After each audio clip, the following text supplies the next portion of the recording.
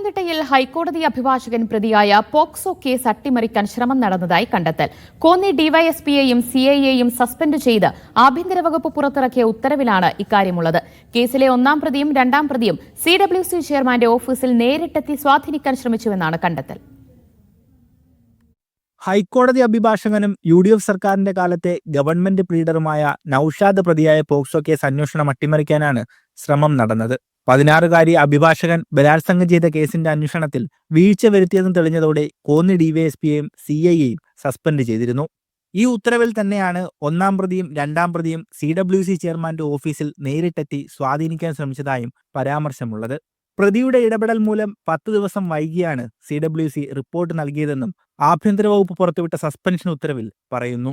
എന്നാൽ സസ്പെൻഷൻ ഉത്തരവിലെ പരാമർശങ്ങൾ അടിസ്ഥാനരഹിതമെന്നാണ് CWCയുടെ വിശദീകരണം. പോലീസിന്റെ വീഴ്ച മറച്ചുവെക്കാനും സംഭവത്തിന്റെ ഉത്തരവാദിത്തം CWCയുടെ മേൽ ചാരാനുമാണ് പോലീസ് ശ്രമം.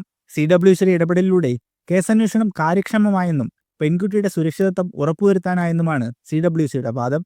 വരും ദിവസങ്ങളിൽ സർക്കാരിന് മുന്നിൽ CWC കേസിന്റെ വിശദാംശങ്ങൾ ഹാജരാക്കാനാണ് സാധ്യത.